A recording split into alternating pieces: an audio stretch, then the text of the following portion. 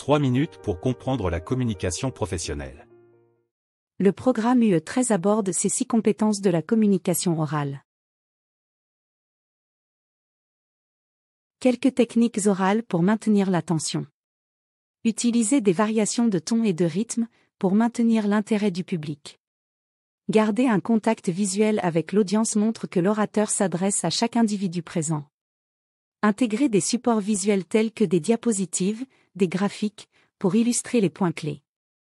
Raconter des histoires ou des anecdotes peut rendre le discours plus vivant. Poser des questions ou impliquer l'audience maintient l'attention et encourage la participation active. Utiliser des gestes naturels et appropriés pour renforcer le discours. Comment convaincre un large public ? Chaque partie doit être clairement définie, avec des transitions fluides entre les points. Appuyez chaque argument avec des preuves solides et vérifiables. Identifier et aborder les objections potentielles de l'audience. Ethos, c'est la crédibilité. Pathos, c'est l'émotion. Et logos, la logique. Utiliser un langage simple et direct facilite la compréhension et la mémorisation des points clés, et les répéter à différents moments de la présentation. Comment organiser son discours ? Retiens qu'en plus du plan, il faut répéter régulièrement les points clés, ainsi que des marqueurs. Quelle pratique pour la gestion du temps, de l'espace, du corps ou de l'auditoire ? Tu remarques que la communication verbale ne se limite pas aux mots que tu prononces.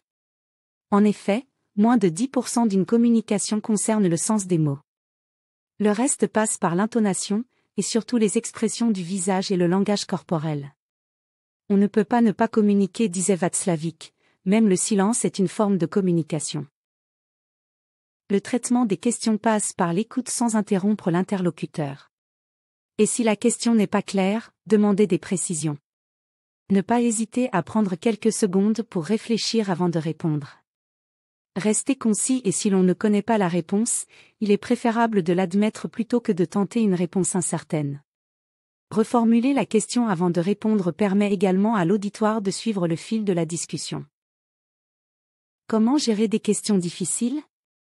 Tout d'abord, maintenir un ton respectueux aide à désamorcer les tensions. Si la question est hors sujet ou trop complexe, reconnaître la validité de la question et proposer de discuter après la présentation. Si la question dévie du sujet principal, recentrer la discussion en la liant au thème.